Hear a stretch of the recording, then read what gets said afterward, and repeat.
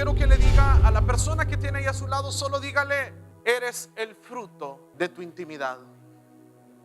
¿Cuántos lo saben? Óyeme bien, te lo pongo de esta manera: eres el producto de tu adoración. Porque todos, óyeme bien, todos los seres creados que vivimos en la tierra estamos adorando algo. El punto importante es que estamos adorando. Y lo que estamos adorando, eso es lo que ahora mismo nosotros estamos reflejando. Por eso es inevitable hablar de una generación profética que se despierta en las naciones, y no poder decir que la generación profética debe de despertarse con un amor profundo por el cambio y la transformación de su nación. No podemos hablar de una generación profética que se interese solo en su vida. Por eso es que hablar de lo profético va más allá de un "he aquí dice el Señor". Hablar del ministerio profético va más allá de una palabra profética personal. Hemos vivido por muchos años manejando que lo profético es una palabra personal que nos da una dirección. Y sí, claro que sí, es parte de. Pero lo profético viene para traer un despertar a una generación que traiga transformación a una ciudad. Y esa transformación a través de la generación profética produce un avivamiento. Y este avivamiento produce una restauración, una reforma que tiene que ser visible desde lo espiritual hasta lo natural. En este momento nuestras naciones son el producto de la adoración que se ha entregado durante años atrás. Nuestra tierra lo que está dando es el fruto de la adoración dada por nuestros antepasados. Pero se levanta una generación que va a traer redención para su tierra. Se levanta una generación profética con entendimiento, con revelación, con profundidad, con un despertar que va a traer, óigame bien, una sanidad completa sobre su tierra, sobre su nación, sobre su ciudad. Yo quiero creer que estoy ante la generación de Chile que va a traer una sanidad sobre esta nación. Óigame bien. Por mucho tiempo atrás nuestras generaciones, las que nos antecedieron, entregaron de forma consciente o forma inconsciente el mando de nuestras naciones a través de idolatría, a través de un falso temor a Dios. Entonces le entregaron al enemigo el mando de nuestras naciones. Pero Dios está despertando la conciencia profética para retomar nosotros el poder que ha sido delegado a la iglesia. ¿Cuántos saben que se nos entregó un poder que ha sido delegado a nosotros, a la iglesia? ¿Sí? La palabra habla y dice que se nos entregó el poder. Dice a la iglesia como cabeza de todas las cosas. Y yo pregunto entonces, ¿quién es la iglesia? Voy a volver a preguntar porque ya me preocuparon. ¿Quién es la iglesia? Entonces, si usted es la iglesia, hay un poder que reside en nosotros que no lo hemos estado utilizando en todo su esplendor. La falsa adoración ha traído 4 cosas. Yo quiero hablar de 4 cositas antes de pasar a lo demás. Resultados por causa del pecado de idolatría, pecado tal vez de ¿qué otro tipo de pecados podemos hablar? La indiferencia delante de Dios de nuestras generaciones que nos antecedieron. Y producto de eso vemos 1, esterilidad.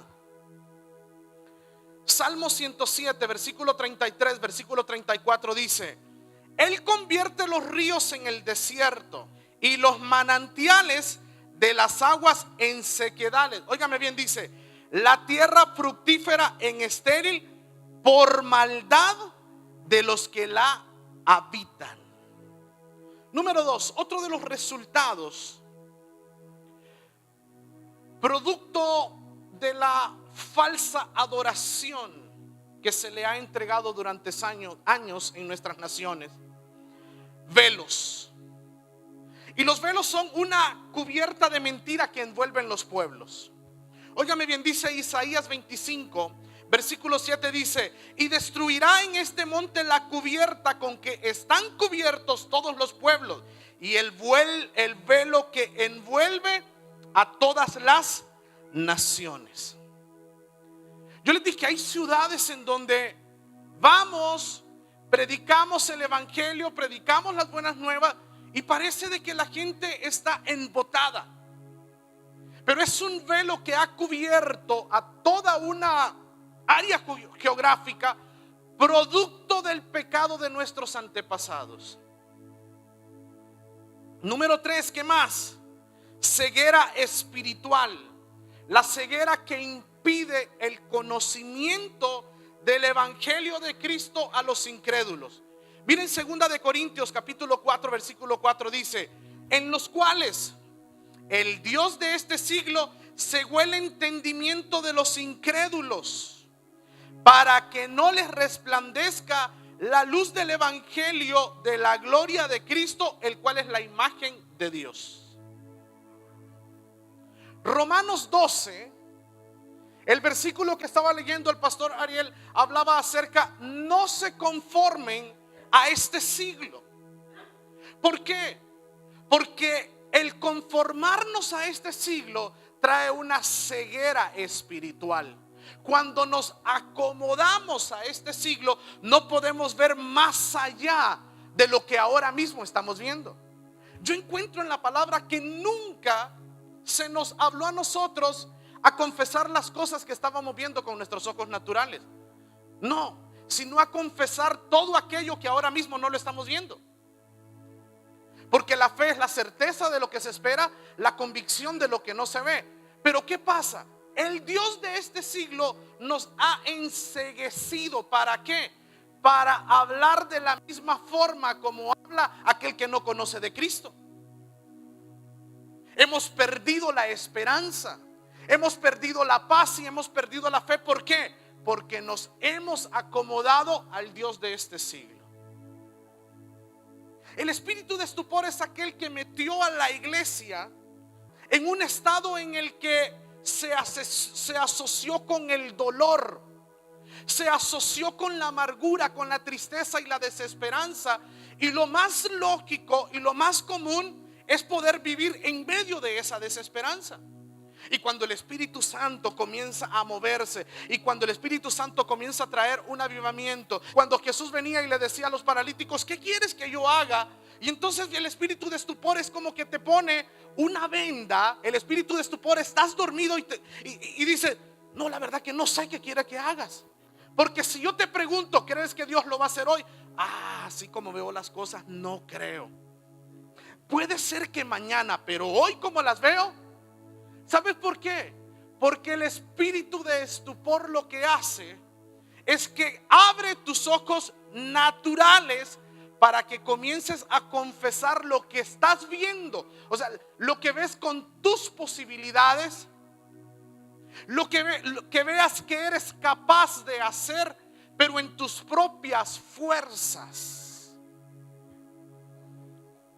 Óyeme bien, dice Romanos: ojos que no vean y oídos con que no oigan. Pero no vean qué y que no oigan qué. Que no vean con los ojos del espíritu y que no oigan lo que el espíritu está hablando, sino que ven con los mismos ojos naturales que ve cualquier otro que no pertenece, que no conoce a Cristo, que no tiene la mente de Cristo. Y que oiga ¿qué? Lo que el enemigo está hablando. Pero ¿cuántos pueden levantar sus manos y decir: espíritu de estupor, te vas? ¿Cuántos pueden levantar sus manos y decir: toda ceguera espiritual que ha estado sobre esta ciudad se va? ¿Cuántos pueden decir: todo velo que estaba sobre esta ciudad y sobre esta nación se va? ¿Cuántos lo creen? ¿Cuántos dicen toda esterilidad que ha habido en esta ciudad o en esta nación hoy es quebrantada en el nombre de Jesús? Hoy es quebrantada.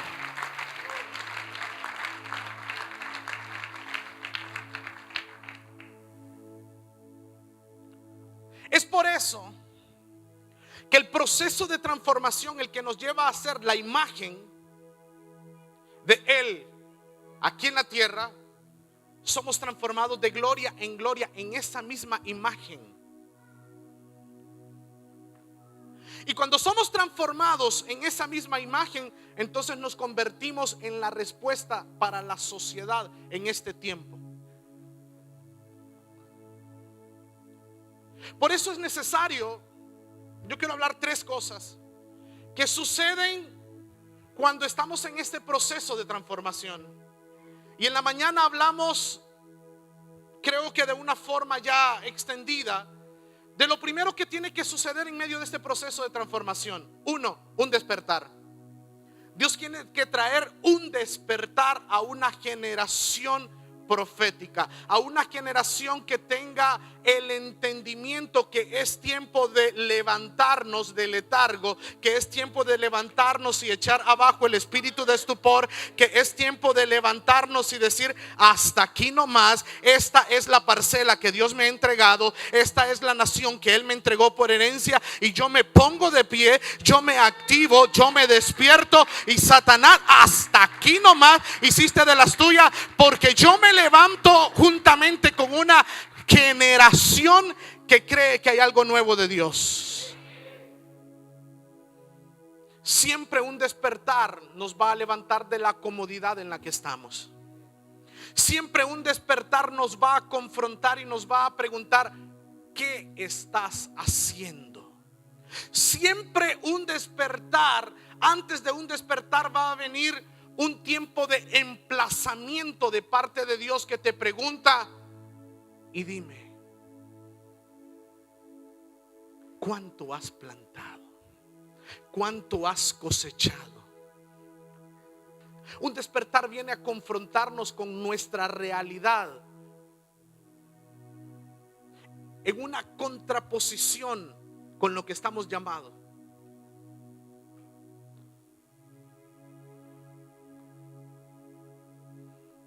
Un despertar habla acerca de una renovación de mente.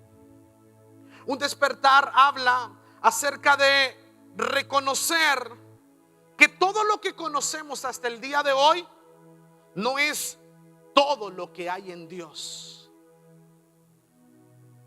Muchas veces nos aferramos a todo lo que conocemos y decimos: es que así me enseñaron a hacerlo y así lo voy a hacer hasta el último día de mi vida.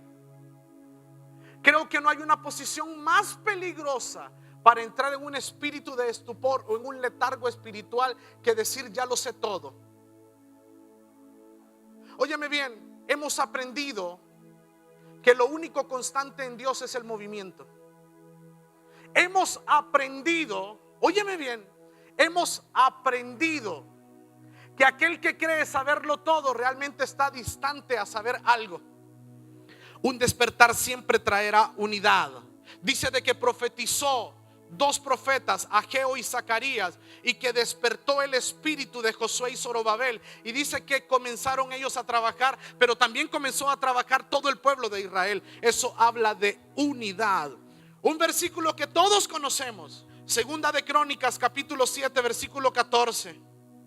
Dice: si se humillare mi pueblo, sobre el cual mi nombre es invocado, y oraren y buscaren mi rostro y se convirtieren de sus malos caminos, óyeme qué hermoso, dice: entonces yo oiré desde los cielos y perdonaré sus pecados y sanaré su tierra. Es decir, la transformación nos lleva a cada uno de nosotros a la necesidad de confesar nuestras faltas, de confesar nuestros pecados. La transformación nos lleva a la necesidad de humillarnos delante de Él, sabiendo de que Él es el grande, que Él es el único, que Él es el eterno, que alejados de Él nada podemos hacer, que fuera de Él nada somos, que no podemos dar fruto alejados de Él.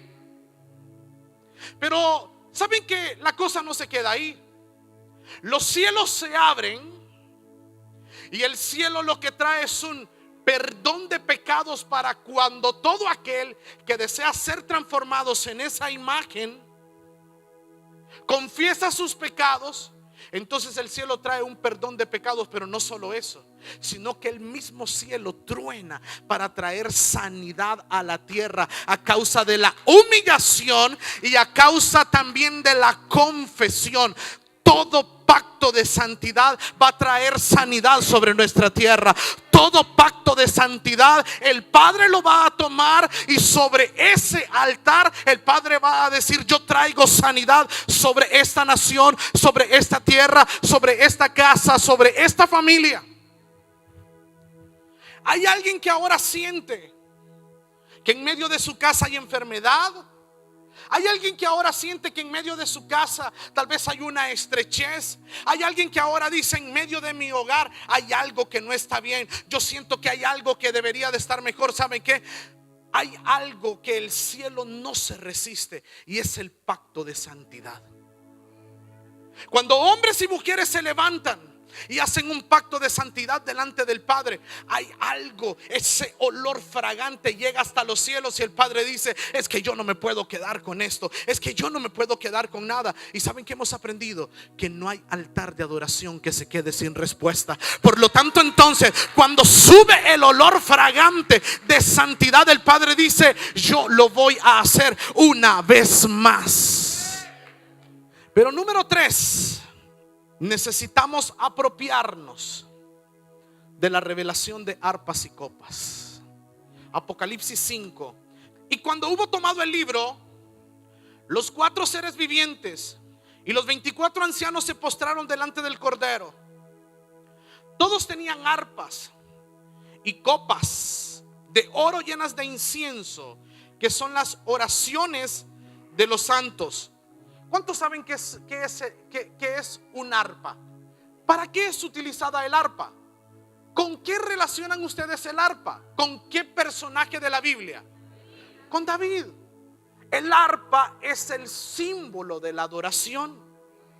Ahora dice de que también tenían en su otra mano, que tenían llenas de incienso, que son las oraciones de los santos. Es decir, había una apropiación en el cielo de la adoración y la intercesión como los 2 elementos que están inherentes al sacrificio de Jesús en la cruz. 2 cosas hizo Jesús en la cruz: adoración e intercesión. Pero también aquí nos muestra a nosotros, antes de terminar el capítulo 5, que es toda una revelación de la adoración celestial, nos muestra que a partir del versículo 9 dice: y cantaban un nuevo cántico. El cielo reconoció que Jesús era el digno de abrir los sellos, porque Él había sido inmolado. Y ellos entonces reconocieron la naturaleza de Cristo. Lo habían visto como león, pero ahora lo estaban viendo como el cordero. Y entonces habla aquí de la dispensación ya del versículo 10, y dice que nos ha hecho aceptos delante de nuestro Dios para que reinemos juntamente con Él. Antes de la justicia de Dios vendrá el conocimiento de arpas y copas, trayendo una revelación de Cristo, una revelación profunda para su iglesia. Antes de la dispensación de la justicia de Dios, a partir del capítulo 6 de Apocalipsis, vendrá para la iglesia una revelación profunda de quién es Cristo. Vendrá una revelación de la persona de Cristo, y la iglesia, al igual que los 24 ancianos, al igual que los 4 seres vivientes, al igual que todo el cielo, va a poder decirle: digno eres de abrir los sellos, porque tú fuiste inmolado. Digno eres de abrir los sellos. Y entonces vendrá cada vez más profunda la revelación de quién es Él para nosotros. Por eso hoy, en este tiempo, cuando hablamos tanto de reforma, hablamos de la persona de Cristo. Porque esa es la verdad presente para nosotros como iglesia. Arpas y copas. Y quiero entonces hablar de la generación profética que toma el arpa y la copa para traer sanidad a su nación. El arpa, adoración. Y no me quiero detener mucho en adoración, porque conozco del ministerio que nos ha abierto las puertas y del cual estamos muy, pero muy agradecidos, que nos permitan poder compartir hoy aquí. Conocemos de la trayectoria, de la enseñanza y el testimonio que han dado en medio de la adoración para esta nación. Por eso no quiero detenerme en lo que es adoración. Sé que han avanzado como iglesia, como ciudad, en el conocimiento de la adoración. Pero es necesaria que la generación profética avance en el establecimiento de la verdadera adoración para sus ciudades. Y mucha gente dice: ¿y cómo es que la adoración? O lo dicen de una forma despectiva, dicen: ¿cómo es que cantando vamos a transformar una ciudad? Porque la música es una expresión de la adoración. Porque la verdadera adoración proviene de un corazón que obedece. No existe adoración sin obediencia, y la obediencia nos mueve a la santidad. Por tanto, entonces, la verdadera adoración, la que ayuda, la que provoca la transformación sobre una nación, es la que viene desde corazones obedientes. Porque la palabra habla en Juan y dice: ¿quién es el que me ama? El que me obedece. Jesús preguntó: ¿quién es el que me ama? Y él mismo dijo: el que obedece mis mandamientos. Y luego Jesús les vuelve a decir: el que me ama, yo me manifestaré a él. Y vuelve y dice: y el que me ama, mi Padre y yo moraremos en él. Entonces, la música de adoración es la expresión de adoradores que le aman. Pero si le aman, están caminando en los estatutos, están caminando bajo los preceptos de Dios. Esa es la gran diferencia que la iglesia por años cantó. ¿Pero qué cantó? Renuévame, purifícame, lávame, santifícame. ¿Qué cantó? Poniendo al hombre en primer lugar de su canción.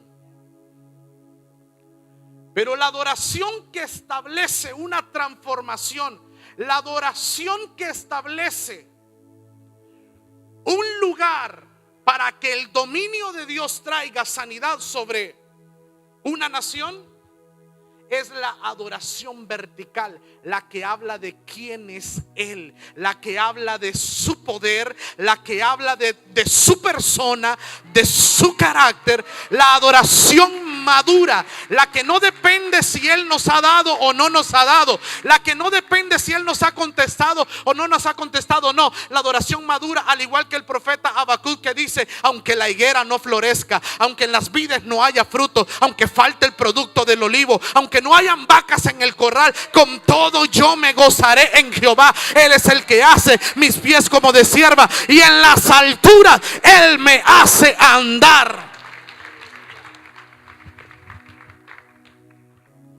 Usted comienza a decir: alto y sublime, cuyo nombre es santo. Usted comienza a decir: admirable, consejero, Padre bueno, príncipe de paz, alfa y omega, principio y fin. Usted comienza a hablar quién es Él. Comienza a hablar, a decir: Él es mi justicia. Tú eres bueno, tú eres mi libertador. Y comienza usted entonces esa adoración de reconocimiento, lo que hemos llamado en las iglesias música vertical. La verdadera adoración nos lleva a nosotros a ser expuestos. ¿Sabes por qué? Porque entre más cerca estés de Él, su luz, su gloria, su Shekinah va a ser más brillante. Y entonces nos daremos cuenta que nuestras vestiduras no son tan blancas como creíamos. Mira lo que sucedió en Isaías 6. Dice que Isaías comenzó a tener una visión y vio cómo las vestiduras cubrían el templo. Y en el versículo 3 él comienza a escuchar cómo los serafines comienzan a dar voces los unos a los otros: Santo, santo, santo, Jehová de los ejércitos, toda la tierra está llena de tu gloria.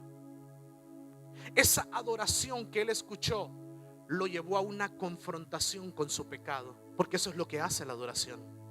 La verdadera adoración de aceptación y reconocimiento nos lleva a nosotros a un punto en el que tenemos que reconocer nuestras debilidades. Confesión. Isaías dijo: ay de mí, que siendo de labios inmundos y que habito en medio de un pueblo de labios inmundos, ahora me toca la muerte. ¿Quién le predicó? Nadie. ¿Quién le dijo: Isaías, sos inmundo? Nadie. Sencillamente la adoración, el Kadosh que él estaba viendo, el Dios que santifica, trajo en él una confrontación de su iniquidad. Y eso es lo que hace la adoración en nuestras vidas. Cuando adoras al santo, cuando adoras al grande, cuando adoras al eterno, cuando adoras al que es misericordioso. Óyeme bien, cuando comienzas a adorar al justo, sencillamente lo que va a venir es una confrontación que te va a decir: ¿qué tan justo eres? Cuando adoras al misericordioso, va a venir una confrontación que te dice: ¿qué tan misericordioso eres? Y entonces viene la confesión de Isaías. Pero ¿cuántos saben que no hay altar que se quede sin respuesta? ¿Cuántos saben que no hay altar que se quede sin respuesta? Por eso cuando hay una confesión, siempre vendrá una manifestación de la gloria de Dios sobre nosotros. ¿Por qué? Porque es a través de la confesión que Él se hace fuerte en nuestras debilidades. Cuando le dices en medio de un tiempo de adoración: Señor, yo siento que ya no puedo. Y le dices: Padre, mira, Señor, te entrego esta área. Una y otra vez he tratado de vencerla en mis propias fuerzas, pero hoy que estoy en medio de esta gloria, hoy te la confieso, no puedo más, no puedo más. ¿Sabes qué? Ante una confesión, el Padre nunca se va a quedar inerte. El Padre nunca se va a quedar con los brazos cruzados, sino que Él dice: me abriste la puerta, entonces es momento que yo me haga fuerte en tu debilidad.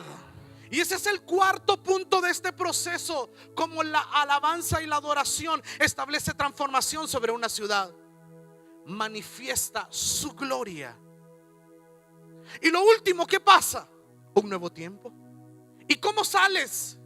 Queriendo conquistar el mundo y queriéndole hablar a todos de la manifestación de su gloria en medio de un tiempo de intimidad. Isaías escucha: ¿a quién enviaremos? Isaías ya no dice: ay, yo soy un hombre de labios inmundos. No, él comienza a levantar manos. Me imagino yo me imagino a Isaías saltando diciendo: envíame a mí, yo quiero ir, yo quiero ir. ¿Sabes por qué?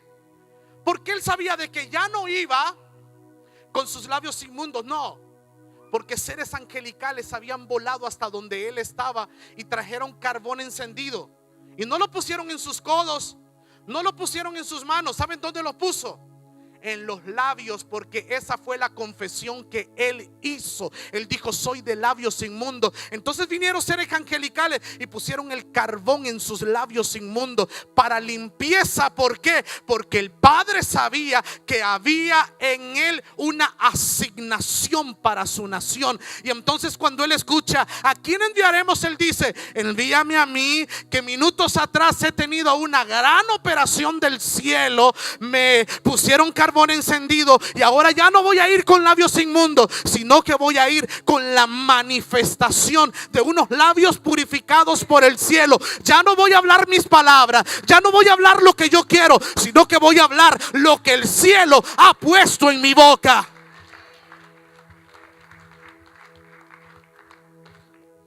¿Alguien puede levantar sus manos y decir: necesito una transformación por medio de la adoración? ¿Se da cuenta, iglesia, cómo hemos menospreciado el poder de la adoración en nuestras congregaciones y en nuestras ciudades? Ese es el problema, que dice gente: y cantando vamos a transformar una nación. El problema es cantar solo por cantar. Pero cuando hay una revelación de lo que significa la música como expresión de la adoración, se convierte en una de las armas de guerra que el enemigo tiembla, que el enemigo huye, que el enemigo sabe que cuando hay un hijo que se para en un monte alto trayendo adoración, sabe que pronto está la anunciación de su caída sobre esa ciudad, sobre ese lugar, sobre esa nación. Yo no sé cuántos dicen amén. Ahora regreso al 5:8 y dice de que todos tenían arpas y todos tenían copas, hablando acerca del ministerio, acerca de la apropiación. Les dije de la revelación de arpas y copas. Arpas es adoración, y las copas, que son las oraciones de los santos, es la intercesión. De hecho, cuando hablamos de toma de ciudades, guerra espiritual, y yo no sé, podemos hablar de muchas cosas de esto, pero hoy me compete hablar de esto. Yo quiero decirles algo. El nivel más básico para tomar una ciudad sigue siendo la adoración y la intercesión. En Jueces dice de que una vez que había muerto Josué, fueron delante de Jehová a preguntar quién tenía que ir a la guerra. ¿Y quién dijo que iba? Ustedes se lo saben, vamos. Jueces 1. Judá, bien, se lo saben, ¿vieron? ¿A quién le dijo que fuera? ¿Con quién fue pues? Simeón. ¿Con quién? Se lo saben, perfecto, ustedes son. ¿Qué significa Simeón? Jehová oyó. Intercesión. ¿Qué significa Judá? Alabanza. ¿Quiénes fueron los primeros en ir a la guerra? Alabanza e intercesión. Abren camino. Abren camino. ¿Para qué? Para que los demás puedan pasar a tomar posesión.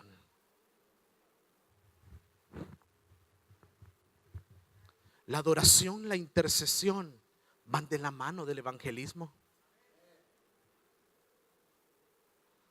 Hacemos jornadas de adoración y de intercesión para que después entren los comandos de evangelismo. ¿Por qué? Porque hemos decretado a través de la adoración y la intercesión que los velos han caído, que el espíritu de estupor ha caído. Entonces el velo que había, que cubría esa ciudad o ese lugar, cayó. Aquello que impedía que las mentes de ese lugar conocieran a plenitud la revelación de la verdad de Cristo ha caído. Y entonces entra el comando de evangelismo para tomar posesión de ese lugar. Pero ¿quién fue primero? La adoración y la intercesión. No somos más, no somos menos, somos un equipo. Siempre digo esto: si lo profético no se alinea en una iglesia con el negocio principal hasta el día de hoy de Dios, las almas, entonces lo profético será algo místico, sin frutos. Seguirá dando problemas en medio de una iglesia. La gente profética entonces en esa iglesia seguirá siendo los que dividen, los que se creen que tienen la última revelación que no está escrita en la Biblia. Pero cuando la generación profética que se levanta en la iglesia entienden que son parte del cuerpo. ¿Para qué? Para traer luz de cómo hacer que aquellos que no conocen de Cristo conozcan de Cristo. Entonces todo estará bien dentro de la iglesia. Lo profético no es algo que esté aparte. Lo profético no es algo que esté en un pedestal. No. La generación profética, óigame bien, uno de sus objetivos primordiales es el mismo que habló el profeta Elías: regresar el corazón de los hijos al corazón del padre. Si eso no está dentro de una generación profética, entonces tenemos una generación que está creciendo de forma deforme, y más adelante o en algún momento va a presentar problemas. Pero lo profético debe alinearse ¿a qué? A las almas. Seguirá siendo hasta el último día el negocio principal de nuestro Dios. Entonces les dije, Jesús vino a la tierra, y Jesús fue adoración, y Jesús fue intercesión. Necesitábamos a alguien que trajera expiación, y necesitábamos a alguien que trajera propiciación para que nos reconciliara por la naturaleza que había sido perdida por el primer Adán. Y Jesús entonces se convierte en la ofrenda perfecta. Jesús entonces en la cruz se convierte en el último holocausto que se tuvo que sacrificar. Jesús se convierte, óyeme bien, en la ofrenda que no tenía mancha, en la ofrenda que no tenía defecto. Fue tan agradable esa ofrenda que cuando Él derramó su sangre, Dios entonces tuvo que expiar al hombre de sus pecados. Pero también esa ofrenda representó una intercesión. Es decir, Él fue propicio para aplacar la ira de Dios. Por lo tanto, entonces Jesús hizo una doble intercesión. Necesitábamos a alguien que se pusiera entre Dios y nosotros para restaurar la comunión que se había perdido. Y entonces Jesús, a través de su sangre, nos reconcilió con el Padre. Y la intercesión que Él hizo fue profética. ¿Por qué? Porque la intercesión profética, y es la que vamos a practicar en esta tarde, es la que se hace conociendo los designios del corazón del Padre. Óyeme bien, la intercesión profética, la que usted hace como intercesión profética, es cuando usted conoce lo que hay en el pensamiento de la mente de Cristo, lo que hay en el corazón del Padre. Entonces usted en el tiempo kairos de Dios, usted lo trae al tiempo cronos del hombre para decretar lo que ya fue establecido en el cielo. Usted lo decreta aquí en la tierra. La intercesión de Jesús fue profética. ¿Por qué? Porque Él sabía lo que el Padre quería. Jesús no fue la última instancia de Dios para salvar a la humanidad. No. Desde antes de la fundación del mundo, Dios ya era la ofrenda propicia para la salvación del hombre. Él sabía lo que había en el corazón del Padre. El Padre quería restaurar. Por eso es que la figura de la expiación, la figura de la Pascua en el Antiguo Testamento, es una sombra de Jesús como intercesor.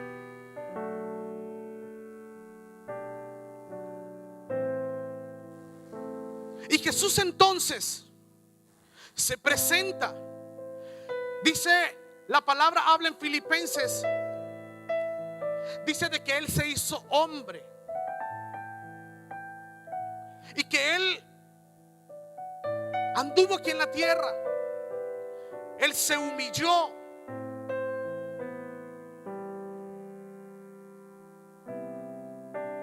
Tomó forma de siervo. ¿Por qué?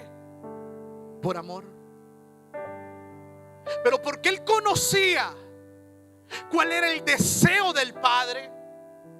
Él conocía que el Padre quería nuevamente conectar con su creación, y Jesús dijo: yo lo voy a hacer. Y él desciende entonces a la tierra. Por eso cuando es el bautismo se escucha una vez que dice: este es mi Hijo amado en el cual yo tengo complacencia. ¿Por qué? Porque el Padre sabía que lo que estaba por venir era algo que iba a ser doloroso. Pero aún y que era doloroso, aún y que él iba a sufrir el desprecio, Jesús dijo: yo lo quiero hacer. Por eso su intercesión fue profética. ¿Por qué? Porque él quiso establecer aquí en la tierra lo que estaba en el corazón del Padre. Cuando intercedemos proféticamente, es una extensión del ministerio de intercesión de Jesús aquí en la tierra. Lo que hacemos es que establecemos lo que está en el corazón del Padre, lo ponemos aquí en la tierra. Cuando oramos proféticamente, oramos desde el mismo corazón del Padre.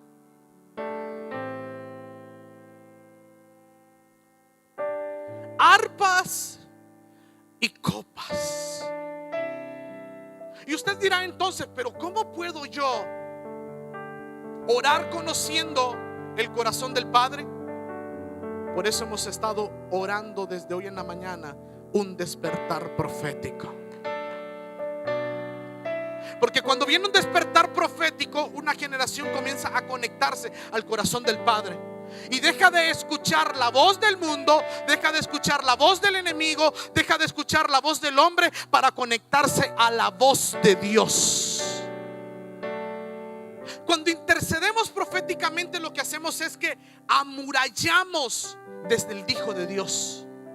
Mire, Hebreos capítulo 11 versículo 3. Por la fe entendemos haber sido constituido el universo. ¿Por qué? ¿Alguien lo tiene? A la cuenta de 3 lo dice. 1, 2, 3. Diga conmigo: por la palabra de Dios. ¿Cómo fue constituido el universo? ¿Por qué? De modo que lo que se ve fue hecho de lo que no se veía. ¿A través de qué?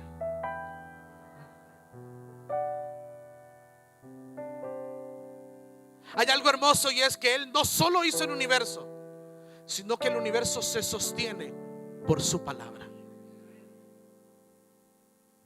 Génesis 1 versículo 3.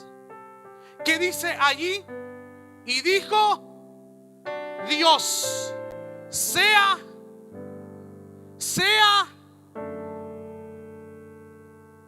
Qué revelación tan hermosa. Desde el Hijo de Dios.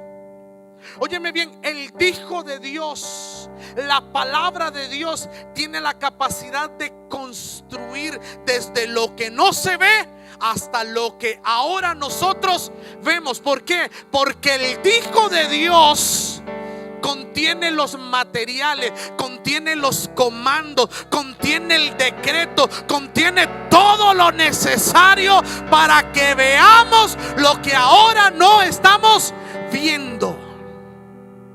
Por eso cuando profetizas, cuando intercedes proféticamente, lo que estás hablando es lo que ya pasó en el corazón del Padre. Lo que estás haciendo es hablando desde el Hijo de Dios. Lo que ya fue en el cielo es establecido aquí en la tierra. Lo que en el cielo ya pasó, lo que en el cielo ya se decretó, lo que en el cielo ya fue establecido y que todavía nosotros no lo hemos visto, es establecido aquí en el tiempo cronos, en el tiempo en el que usted y yo vivimos. Por eso es necesario que venga un despertar sobre esta nación, sobre esta generación, sobre esta ciudad. ¿Por qué? Porque podemos escuchar lo que papá habla para este tiempo. ¿Cuántos levantan sus manos y le dicen: úsame, Señor, como esa generación profética que establece transformación a través de la adoración y a través de la intercesión?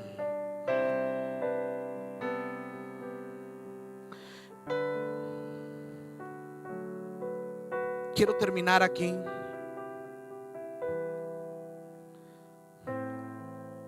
Porque yo les prometí que íbamos a interceder. ¿Cuántos quieren interceder? Pero vamos a interceder desde el mismo corazón del Padre. Porque hay un tipo de intercesión a veces que ni siquiera sabemos por dónde darle, ¿sí o no? A mí siempre que alguien me dice: ore por mí, y a veces no ando muy fino en lo profético, entonces es más fácil preguntarle: ¿y por qué quiere que ore? No por lo que Dios le ponga. Yo digo: ay, qué difícil. Jesús por eso siempre les preguntó: ¿qué quieres que haga? No porque no sabía, no. Era porque al confesar lo que querían, establecían una demanda en Jesús. Y lo que estaban haciendo era una confesión que Él lo podía hacer. Yo le pregunto a la gente: ¿qué quiere que ore? Lo que Dios le ponga. Y por dentro digo: ¿y si Dios no me pone nada? O ya me quiero ir a casa y quiero ir a ver el partido Pero cuando oramos proféticamente, óigame bien, hay veces, ya me ha pasado, hay veces que ando tan despierta la conciencia profética. Me gustan esos días, porque si tengo consejería ni dejo hablar a la gente. Siéntese, ya sé por lo que viene. 15 minutos y se fue. Lo que hubiese sido 1 hora y media. Y dígame, y entonces, no.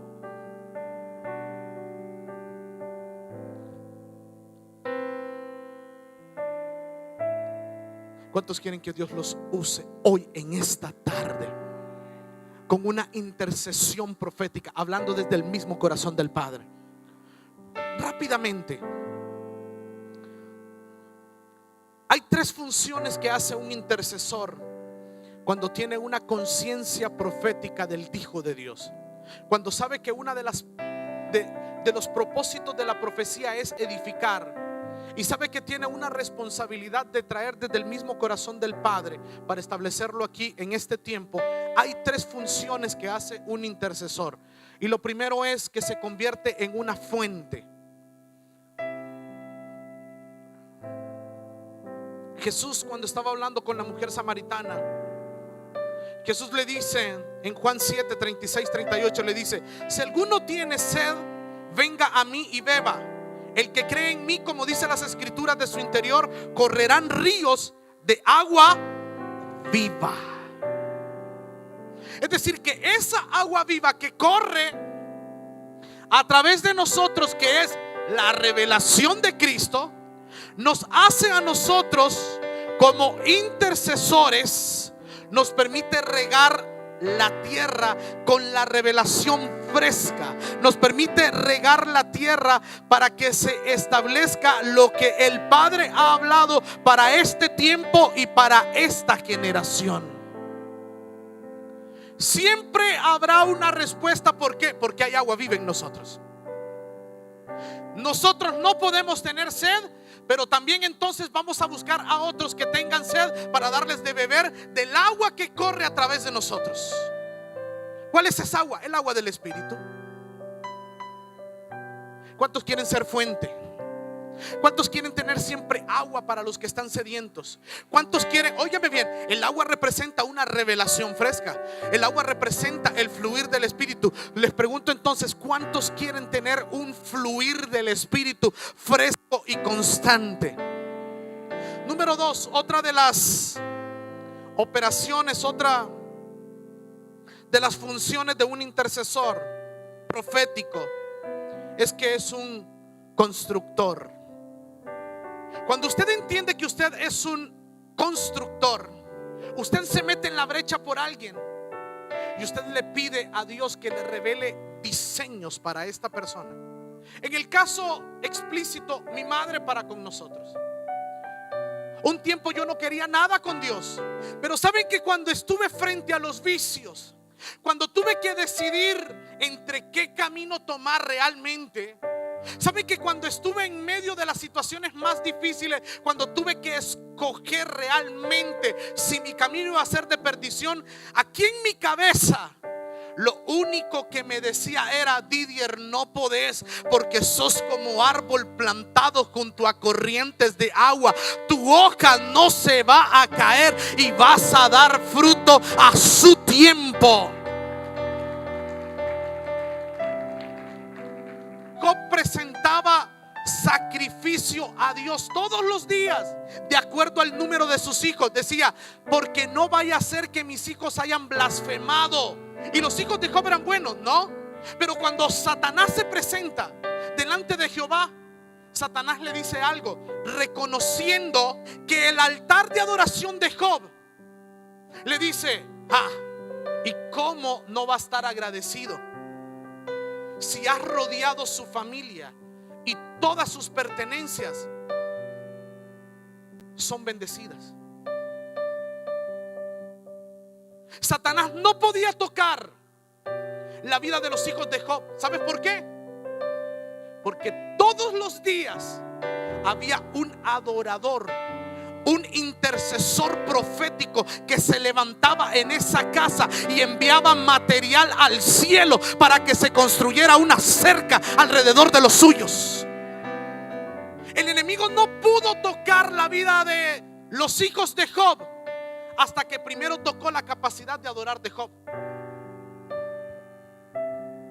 Hasta que el enemigo le quitó, hasta que Satanás le quitó los camellos, los bueyes, las ovejas, y entonces Job perdió la posibilidad de rendir tributo a Dios. Hasta ese momento entonces Satanás pudo tocar a los hijos. Porque lo primero que va a hacer Satanás en nuestras casas es tocarnos la capacidad de adorar. Cuando comiences a bajar los brazos, ¿sabes qué? Le comenzaste a abrir portillos a Satanás en tu casa. Pero mientras tengas los brazos extendidos, mientras siga mandándole, óyeme bien, material al cielo de adoración, Satanás no va a poder tocar nada de lo que pertenece. Satanás no va a poder tocar a los tuyos. ¿Por qué? Porque eres constructor a partir del Hijo de Dios. Póngase de pie. El evento me ha parecido un tiempo especial, un tiempo propicio de parte de Dios para poder traer un despertar y un avivamiento sobre cada uno de los que se hicieron presente. Realmente que Dios ha sido maravilloso porque ha traído palabra, Dios ha traído ministración, impartición. Así que yo creo de que vamos muy pero muy llenos y con expectativa de lo que está por venir.